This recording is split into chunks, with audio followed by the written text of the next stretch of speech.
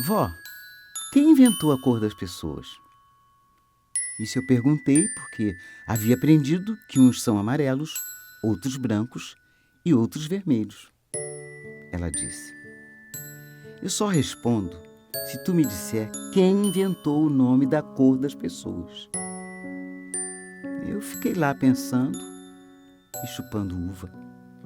E ela continuou plantando suas sementes.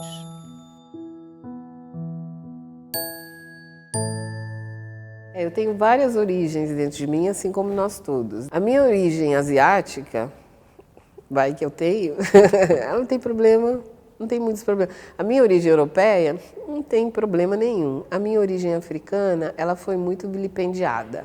Então, o meu trabalho como mulher negra e que escreve para criança é não perder isso de vista, que é importante você ampliar o imaginário para essa geração que está vindo aí, né? E é onde eu estou mediando, né? Através dos livros que eu tenho escrito, produzido, coordenado, organizado, né? Por aí afora.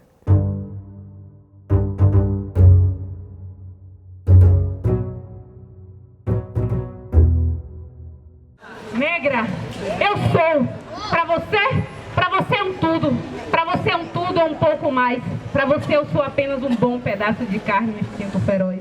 Eu sou a Neide Vieira, tenho 28 anos, tenho uma filha de 12 anos de idade. Tive minha filha quando eu tinha 15 anos, engravidei com 14 anos de idade. E eu sempre fui muito artista, desde criança, né? Sou uma poeta negra, periférica. Minhas poesias são contando histórias de sofrimentos de negros. E a poesia entrou na minha vida quando eu tinha 12 anos de idade, em um trabalho escolar, que era para a gente contar histórias sobre a cidade de Itabunas. E isso aí foi quando eu fiz minha primeira poesia da minha vida. Aí depois a poesia morreu em minha vida, porque eu fui uma mãe muito precoce, sabe? E eu bem pensava em sustentar uma criança sozinha, ou pensava em viver da arte. E não tinha muita sabedoria. Minha mãe ficou com minha filha e eu fui para Salvador e aí tentei a vida lá.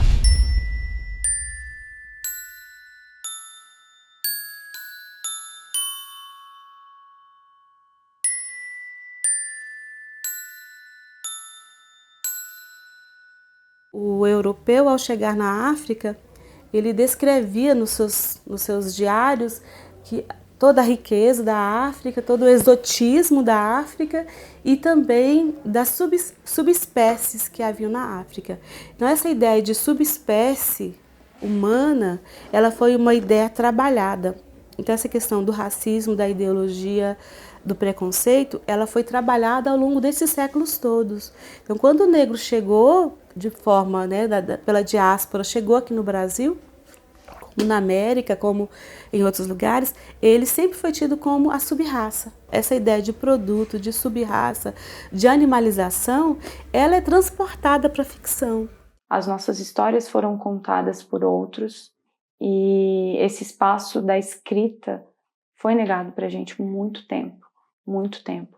E eu não posso negar uma conquista dos meus ancestrais, dos que vieram antes de mim. Se eu não me reconhecer, isso sou eu, Meimei falando.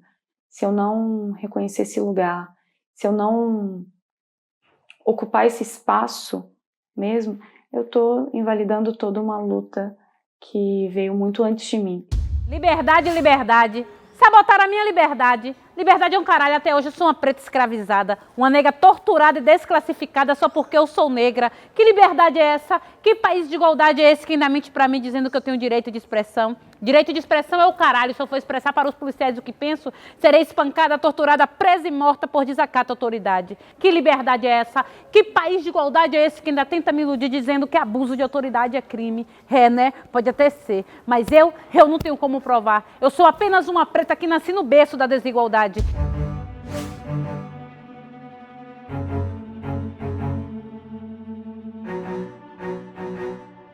Nós todos estamos envolvidos nesse processo de ideologia, de achar que a outra raça é inferior. Então, assim, A pessoa negra também, brasileira, no caso, nosso caso, nós também temos essa, digamos, foi incutido um mito da democracia racial, em primeiro lugar, né?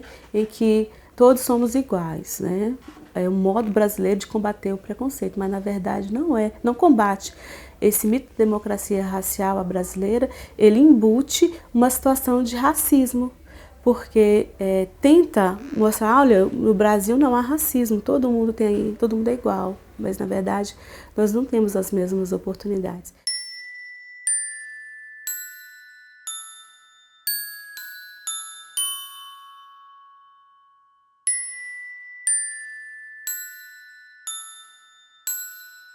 Uma das primeiras perguntas que a preta se faz é: eu sou preta, eu sou marrom? O que é ser uma pessoa negra? O que é ser negro? Então, é uma pergunta que vai norteando as questões do livro. Em casa, então, ela tem essa relação com a avó, essa relação de discurso, onde a avó coloca as questões das africanidades, né? Esse discurso da ancestralidade. Dessa relação avó-neta, surgem essas histórias sobre as Áfricas. Quando ela chega na escola, ela se depara com situações totalmente adversas daquela que ela vivencia em casa. Se em casa ela tem ela tem uma discussão, uma reflexão em torno do que é ser negro e da cultura africana, porque o livro traz muito essa questão das culturas africanas, na escola a dúvida vai para o outro lado, que é o lado de perpetuar a ideia do negro como uma sub-raça. A minha sensibilidade para a poesia, para a arte, eu tenho dito que ela é muito a partir de uma carência material que a gente vivia. E essa falta, ela era cumprida, ou ela era suprida pela presença da minha mãe. Até 1929, minha mãe disse que andava nua no interior de Minas Gerais. A primeira roupinha completa que ela ganha foi aos 7 anos, quando ela vai fazer a primeira comunhão. Então, essa experiência, né, essa carência, ela, de certa forma, também ela induz um ato criativo. Como a minha mãe criava, né, na própria luta pela sobrevivência, ela criava arte. Hoje eu fico vendo que a minha mãe fazia conosco oficina da palavra, só que ela nem sabia o que ela estava fazendo.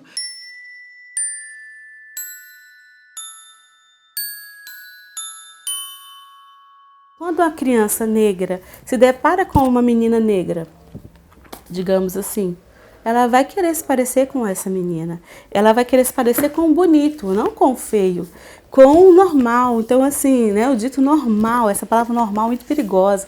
Mas, assim, ela não quer se parecer com a coisa feia, né? Com algo que é tido como coisa e como feio. Ressignificado, ele só vai promover mesmo essa identificação positiva, né? Afirmativa. Eu sou uma mulher negra, sou uma menina negra, fui uma menina negra. E então, assim, eu li os livros e onde estão as pessoas negras nesses livros? Elas estão na cozinha, elas estão, né, nos lugares, nos espaços bem marginalizados, né? Então, trazer essas figuras para o centro, para o protagonismo, é um modo, né, de combater essa desigualdade também. Em que será que vão acreditar? Em uma preta pobre ou em quem sabe sabotar? Mas sabe o que mais me faz revoltar? É que o salário desses capitões do mato negro a gente que temos que pagar. Como já dizia o sobrevivente, Tia Anastácia está revoltada. Tia Anastácia, ela está muito revoltada. E você sabe por que Tia Anastácia está revoltada? Quer dizer que você não sabe, né? Então abra os seus olhos e seus ouvidos que eu irei te contar. Tia Anastácia está revoltada porque ela que queima a barriga no fogão para fazer os maravilhosos quitutes para os brancos. E quem leva o mérito é uma mulher branca chamada Dona Benta. A farinha de trigo não era para se chamar Dona Benta não, seu moço. E sim, Tia Anastácia. As televisões brasileiras, ela não me representa. A literatura infantil, ela nunca me representou. Xuxa, rainha dos baixinhos. Rainha dos baixinhos é o caralho, a rainha da minha filha, a minha rainha Dandara. E outras negras que por mim lutaram. O meu rei não é cantor nem jogador de futebol não, seu moço. O meu rei tem nome e sobrenome. Zumbi dos Palmares. E outros negros que por mim lutaram. O que é literatura negra? A grosso modo, eu posso dizer, é uma literatura produzida sobre negros, ou, né, que esses personagens negros tenham visibilidade, ou produzida por pessoas negras. Há uma demanda, né, para histórias contadas por mulheres, há uma demanda por histórias contadas sobre mulheres, né, e principalmente também desse período histórico da escravidão que nos foi muito negado, né? A gente é meio obscuro, um período um pouco obscuro, a gente não tem muita noção do que foi. Reconhecer a autora negra no campo literário brasileiro é extremamente importante, porque foi um campo negado aos meus ancestrais, né, aos que vieram antes de mim. A conquista deles se deu com muita luta. Eu não posso negar esse espaço, eu não posso negar esse lugar. Vocês não sabem de nada, coitadinhos. Né? Quando eu falo na mesa de literatura, eu falo, vocês não sabem de nada, tadinho de vocês. Porque vocês acham que a gente só existe quando vocês tocam a campainha da nossa casa. A gente acaba existindo para você. Mas para você tocar a campainha da minha casa, ó, tem uma existência que você não conhece. E essa existência que você não conhece chama literatura negra. A literatura, ela tem essa função de nos fazer refletir em torno das questões da vida. E eu não tenho o menor pudor de dizer que a literatura, ela nos devolve, né? ela nos promove a repensar as nossas práticas, o nosso modo de ser e de estar no mundo. E essa, para mim, é uma das grandes funções da literatura. Uma história real que eu vou lhe contar de uma mina preta e pobre da favela do Pará, Leidiane Alves Brasil. Leidiane Alves Brasil, que a sua história repercutiu nas televisões brasileiras e até fora do Brasil. Leidiane, que aos 15 anos de idade foi pega em uma casa com um aparelho celular e uma corrente de prata, coitada dessa escrava do sistema, escrava da prata. Por pouco a justiça não te mata, vive morta te deixou, torturas que jamais passou, marcas que jamais apagou. Quando investigador de polícia, as torturas... Não é muito fácil, né? Você ver escritoras negras no Brasil e principalmente escritoras negras ocupando um espaço que eu acho que eu já consigo ocupar, né? Um espaço de maior visibilidade. Então, politicamente, eu acho que é extremamente importante, eu faço questão, né, de me colocar como escritora e negra. Quando a gente se afirma como autora negra, a gente está demarcando também uma posição que é política no sentido de dar visibilidade a outras mulheres negras e mostrar também, dentro desse cenário editorial, fazer com que as pessoas reflitam sobre o fato de que normalmente nós somos a única no evento, ou que muitos eventos não contam com nenhuma escritora negra, né, que isso já é assim, uma coisa que é naturalizada. Então, infelizmente, nós ainda vivemos um momento em que é preciso afirmar para existir. Então, a afirmação, ela é também uma estratégia de sobrevivência. Pessoas negras escrevem, não é de agora, e que essa literatura ela é legítima. Eu me preocupo com essa classificação quando ela é usada para inferiorizar, mas isso não acontece no nosso meio, entende? Para mim é um espaço de muita responsabilidade e respeito, entende? Fazer parte disso. É importantíssimo para mim. Eu acho importante me colocar como literatura negra dentro do campo literário brasileiro. E não é rótulo, é outra história também. Eu sou a rainha das histórias. Será que é por isso que eu sou escritora? Rótulo são os outros que falam que é um rótulo. Eu faço literatura negra e ponto. Qual é a importância dessa afirmação? Porque essa afirmação ela começa em 1978 de forma coletiva. Eu não chego e falo que eu faço literatura negra porque eu sou negro. Não. Eu chego e falo que faço literatura negra porque existe todo um movimento de 70, como a gente coloca, um questionamento que passa não só por uma questão de classe, mas por uma questão racial, uma questão lá de corpos que eu falei. Tem que se mexer nesta estrutura racista que escravocrata e neo-escravocrata, porque nada mudou.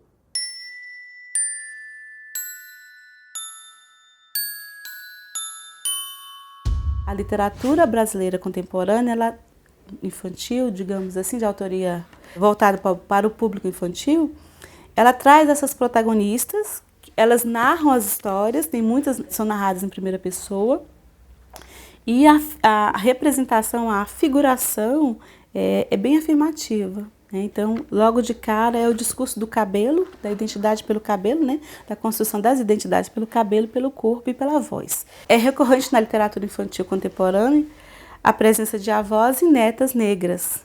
E esse discurso de avós e netas negras é um discurso muito importante na construção das identidades negras afro-brasileiras, porque essas avós, elas portam consigo toda uma história da África, e essa menina negra, ela é esse elo de discurso. Então, é uma necessidade de perpetuar esse conhecimento dessas Áfricas, né? Que nós vemos aqui na literatura infantil. Entrei na biblioteca e abri o dicionário do Aurélio. Procurei a palavra negro e entre os seus significados estavam sujo, encardido, triste, maldito. Mais embaixo vinha negrura, palavra que podia ser associada à ideia de crueldade, perversidade, ruindade, falta, erro, culpa. Saí da sala achando que ser negro não era muito bom, não. Passei pela secretaria e uma moça falava em tom de desespero: a coisa está preta. Pensei então, assim eu não vou querer mais ser negra nem preta. Mas aí me empinei toda e fui perguntar à professora se não estava errado o dicionário e as pessoas falarem que o escuro é ruim.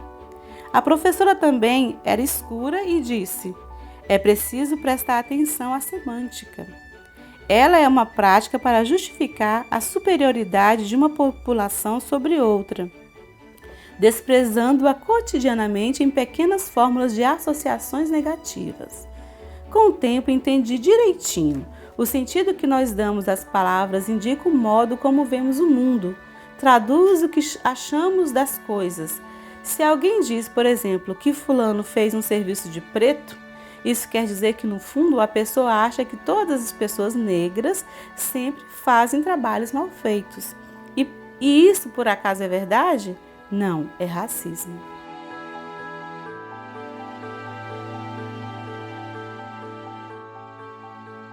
Minha mãe disse que, ao mesmo tempo que ela não tinha uma instrução primária completa, ela passou pela escola durante muito pouco tempo, mas, ao mesmo tempo, que tinha uma oralidade muito grande, a contação de caso, as músicas, os ditados, as brincadeiras mesmo com as palavras, havia também uma curiosidade com o texto escrito.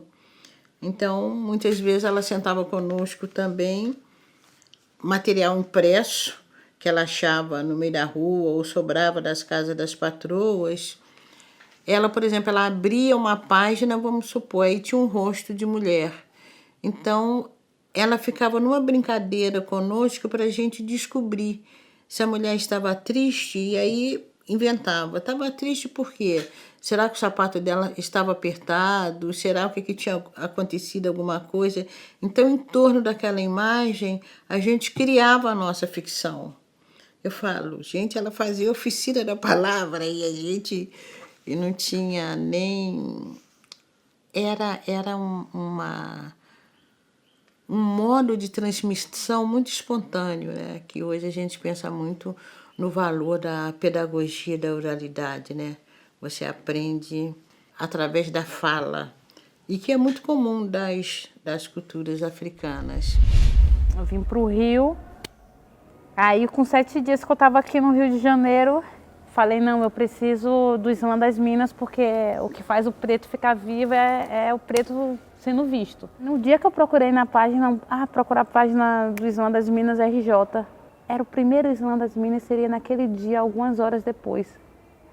Aí eu comecei a correr, eu estava de mudança, estava saindo de Anchieta para o Rio das Pedras, aí naquela correria toda assim, aí consegui pegar um táxi. Quando cheguei lá, eu cheguei com tanta sede de recitar, que eu fui a primeira. Elas falaram, você vai ser a primeira? Você tem certeza? Eu falei, estou preparada para isso. Aí recitei, ganhei o primeiro Islã das Minas, RJ. O meu rei não é cantor nem jogador de futebol não, seu moço. O meu rei tem nome e sobrenome, Zumbi dos Palmares. E outros negros que por mim lutaram. Por quê? Porque no país que a cultura é baseada nas histórias dos negros e dos índios e a maior população de brasileiros são descendentes diretos de negros e índios, a rainha de nossas crianças tem que ser uma mulher branca. Eu sou uma preta suburbana, mas olha, mulher branca, eu não serei a sua mucama. Você que pode sim, até um dia, a minha cama vir arrumar, porque o mundo ele é uma grande roda gigante. Hoje você está lá em cima, amanhã pode estar aqui embaixo, mas eu, Neide Vieira, nunca me colocarei no lugar do opressor, pois tudo que eu passei, tudo que eu passo não me mudou, não é dinheiro que vai desconstruir aquilo que um dia me formou, com todo o sofrimento que os meus ancestrais passaram e que comigo continuaram. A nação negra, ela sabe bem o que é amor. Ó, meus pretos irmãos, que se parece comigo. Hoje você é um preto oprimido. Muito cuidado, por favor, para que amanhã você não venha ser o preto opressor. Liberdade, liberdade aos meus pretos irmãos, que se parece comigo. Muito cuidado para que, quando sua liberdade chegue, você não se torne o meu inimigo.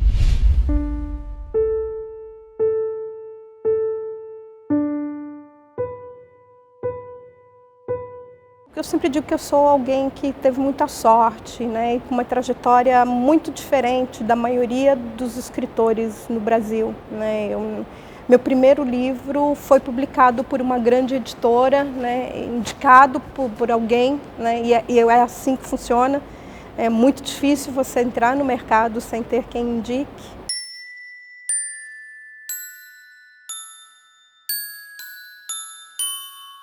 Quando a gente fala do mercado editorial, a gente fala de muita coisa, a gente fala de grandes editoras que ainda não privilegiam escritoras negras. Se uma pessoa é celebridade, se uma pessoa é ator, atriz e tal, ela tem essa possibilidade de publicar numa grande editora. E muitas vezes um escritor, uma escritora que já está há muitos anos, como eu conheço vários, ainda não teve essa oportunidade de acesso a uma grande editora, a um império editorial, né, por assim dizer. E quando a gente entra nas livrarias, basta pensar, qual foi a última livraria que eu visitei? Quando a gente entra, a gente já observa que a maioria dos títulos que estão expostos são títulos de autores estrangeiros.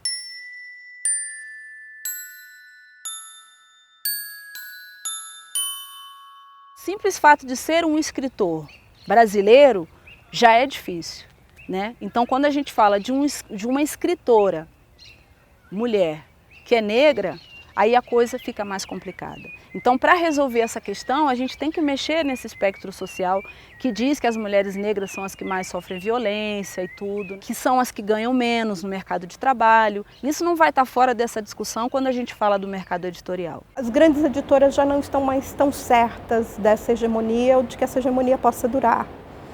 Principalmente porque durante muito tempo elas ignoraram essas vozes, digamos, periféricas e não perceberam a demanda que existe para essas vozes. Foi um espaço que as pequenas editoras acabaram ocupando, publicando negros, publicando indígenas, publicando mulheres, publicando literatura LGBT, né? Ou seja, achando esses nichos em que mercadologicamente as grandes editoras achavam que não seria possível, que não eram viáveis financeiramente, né? E eu acho que esse público, hoje em dia, tem sustentado uma boa parte do mercado, né, e tem ameaçado, sim, as grandes editoras.